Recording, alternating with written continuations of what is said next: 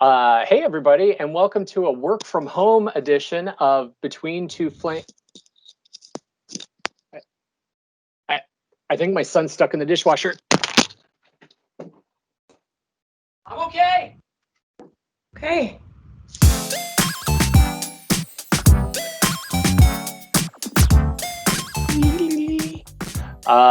Thank you everyone for joining us today on a work from home edition of Between Two Flames, a show brought to you by Flint Group. Check us out for all of your marketing and communication needs. See what we have to offer. You can head to flint-group.com. Check out our brand new flashy website and see if there is anything we can do for you. So today I am welcoming into my laptop screen Ms. Jen Strickler. Jen is our Senior Vice President for Brand Experience at Flint. Thanks for coming on the show, Jen. Thanks, Chris. My voice got inexplicably higher there. You're very excited. That's what happens when you get excited. Thank you. Thank you for sharing my enthusiasm. Yes, well, that's John. Jen, before we get started, I don't know if you saw that email that was going around. The Flint is asking us for our favorite recipes from quarantine. Yes. Did you have a recipe that you're? No. I did not submit. I'm waiting for yours. Oh. Not eating actually until I get yours. I'm just waiting. I think you'll be pleasantly surprised. So I have concocted a dish in which you take a tortilla, which is a flat flour or corn piece of bread, essentially. And then I put some chicken on it, and some lettuce and some salsa and some cheese. And then I kind of roll it up and then I eat it. It's a taco. Delicious. Like a taco.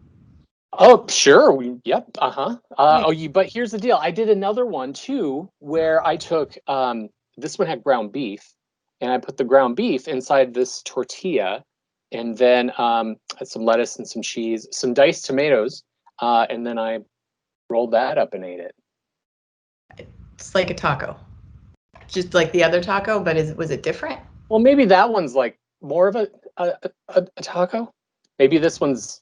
So okay, all right. So let me put this one by you. Okay, so I did one with pork.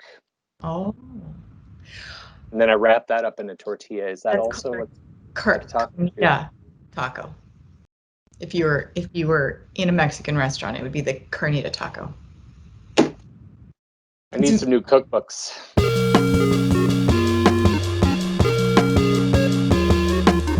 Tacos. I'm just writing that down so I can Google it later.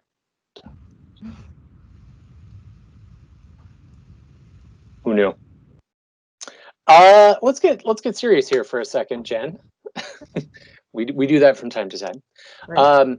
So as part of your position here at Flint, why don't I step back here and let you sort of take that term and like, what's it mean to build an inclusive platform or website for one of our clients? Yeah, absolutely. So when we think of building inclusive platforms, it means that we think about people that may actually be excluded in their daily lives for some reason. So it might be based off of their physical limitations, or it could go beyond that to age or background, race, gender, and identity. What's commonly missed? What's a consideration that often goes unmet in today's web design and digital design? So with the full term of inclusive, that includes not just physical abilities, but I think the one thing that's the most missed is in fact just following WCAG guidelines. So WCAG is the Web Content Accessibility Guidelines. So we follow those with all sites we build, but a lot of times when we talk to our clients, we ask them, what level of WCAG do you want to build to? And for the most part, they don't have any idea. They don't know what that means. They don't know the implication of not building a site or any sort of a tool following the basic accessibility guidelines. And I think what's important about building, having that understanding of accessibility is taking a step back and understanding who you're building the site for.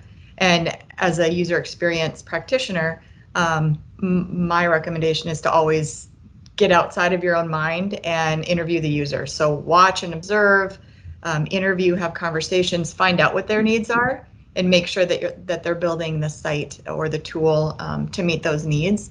What often happens with designers who don't sort of follow that path is, and as a former designer myself, you fall into the personal bias of designing for yourself, right? So I'm going to design a site that has really little font and really light contrast because I have great eyesight. But it's when you start observing either older users or someone with cognitive disability or visual disability or audio disability, and you start observing and watching, you have a whole level of empathy that helps you design to meet their needs. Well.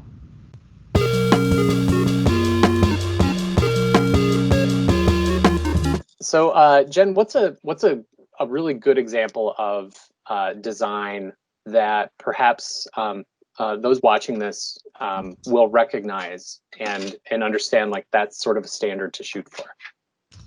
And I don't know if you're asking for a specific site, but some examples are, well, I can give you a site example just because I think it's been a really great user experience and a really good example of an accessible site design is Zappos.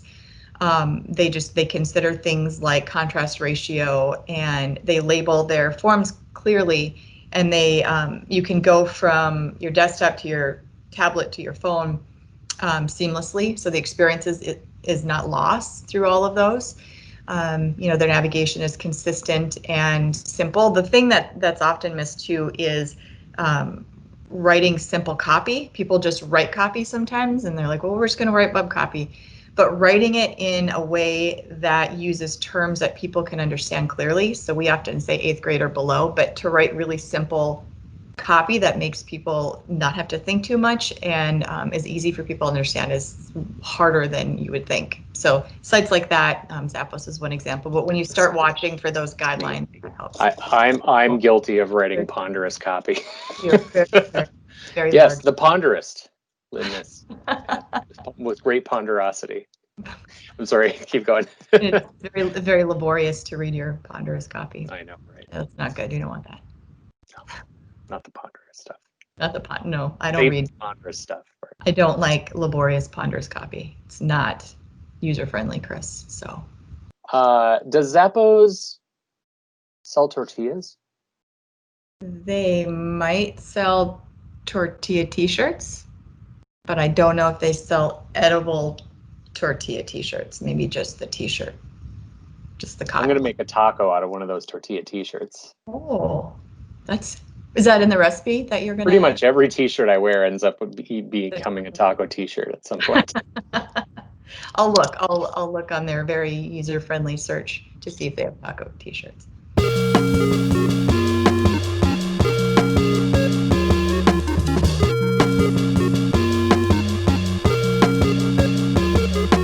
Should just take a point here and say that Zappos did not give us any money or promotional consideration for this segment, but if you want to, Zappos. I know, I love Zappos so much. So, however, when I visited Zappos, they gave me a Twinkie, so there's that. Maybe they should start handing out tacos. I think so. What I'm saying. You'd probably visit if they handed out tacos. I'm halfway there once the tacos are coming out.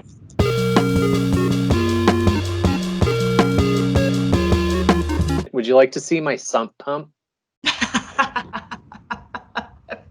There it is. In it? Oh, there it is. Oh, that actually is a sump pump. That's my sump pump. That's really. There it is. Just something away.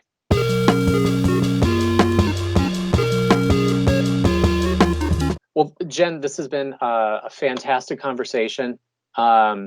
Again, I think we'll link to some resources down in the under parts of this video somewhere to point any users toward some of the resources that you talked about earlier in this video. And of course, to all of you out there, if you're curious about talking about more about this, just head to flint-group.com and you can talk to me if you want to, but more of the point, you should look up Jen, and feel free to send her, drop her a line, send her a message, and she'll be happy to talk to you about it. And with that, I think we are going to draw this episode of Between Two Flames to close. Take us out with something rousing, Aaron. And then you should like some guitars, or like some like some like horns, like some New Orleans jazz, maybe like. That's my trombone.